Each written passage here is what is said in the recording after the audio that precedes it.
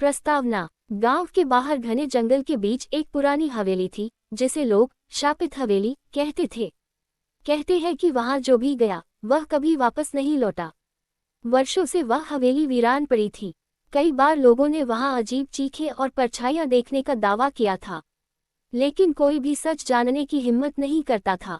नई खोज। एक दिन शहर से आए 4 दोस्त अमन, रोहित, नेहा और सिया गांव घूमने आए। गांव के लोगों से हवेली की कहानियां सुनकर वे उत्साहित हो गए और वहां जाने का फैसला किया। गांव वालों ने उन्हें बहुत समझाया, लेकिन वे नहीं माने। रात के 12 बजे वे चारों टॉर्च और कैमरा लेकर हवेली की ओर चल पड़े। जैसे ही उन्होंने हवेली का बड़ा लोहे का दरवाजा खोला, एक तेज ठंडी हवा का झोंका आया। अंदर घुप अंधेरा था। चांदनी हल्की हल्की हवेली की टूटी फूटी दीवारों पर पड़ रही थी। हवेली में घुसते ही उन्हें लगा कि कोई उनकी हर हरकत को देख रहा है। अजीब घटनाएं। हॉल में पहुंचते ही अचानक दरवाजा खुद ब खुद बंद हो गया। नेहा डरकर चिल्लाई, लेकिन अमन ने कहा, डरने की जरूरत नहीं, ये सिर्फ हवा होगी। वे आगे बढ़े। हवेली के अंदर पुराने फर्नीचर, टूटी खिड़कियां और धूल भरी दीवारें थीं। हर कोने से सड़ने की अजीब गंध आ रही थी। जैसे ही वे सीढ़ियों पर चढ़ने लगे, अचानक रोहित को किसी ने पीछे से खींच लिया। वह जोर से चिल्लाया, किसी ने मुझे पकड़ा। सबने मुड़कर देखा, लेकिन वहां कोई नहीं था। उनकी टॉर्चें भी टिमटिमाने लगी। भूत की दस्तक। वे तेजी से ऊपर के कमरे में घुसे और दरवाजा बंद कर लिया। तभी कमरे के कोने में एक परछाई हिलती दिखाई दी। नेहा ने डरते हुए पूछा, वो क्या है? अचानक वह परछाई एक औरत की शक्ल में बदल गई। वह सफेद साड़ी में थी, उसके बाल बिखरे हुए थे और आंखें जलती हुई लाल। उसने एक भयानक आवाज में कहा, तुम्हें यहाँ नहीं आना चाहिए था। सिया कांपते हुए बोली, कौन हो तुम?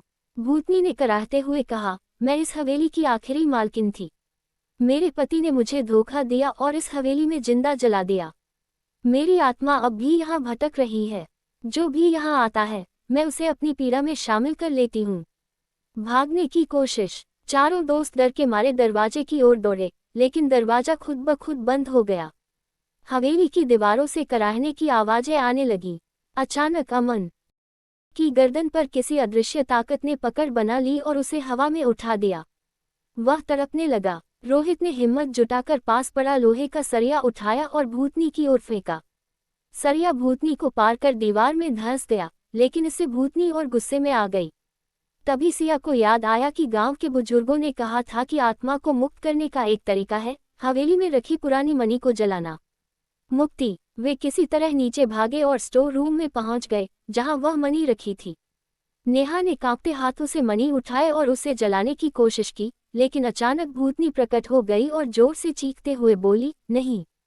लेकिन रोहित ने हिम्मत करके माचिस जलाई और मणि को जला दिया। जैसे ही आग की लपटें मणि को छूने लगी, हवेली कांपने लगी, दीवारों से चीखें आने लगी और भूतनी एक दर्दनाक चीख के साथ धुएं में बदलकर गायब हो गई। अंत। हवेली अब शांत थी। दरवाजा अपने आप खुल गया।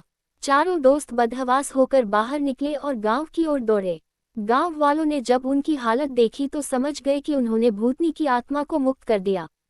उस रात के बाद हवेली से किसी भी तरह की अजीब आवाजें नहीं आईं। वह हमेशा के लिए शांत हो गई, लेकिन उन चारों के लिए वह रात कभी न भूलने वाली बन गई।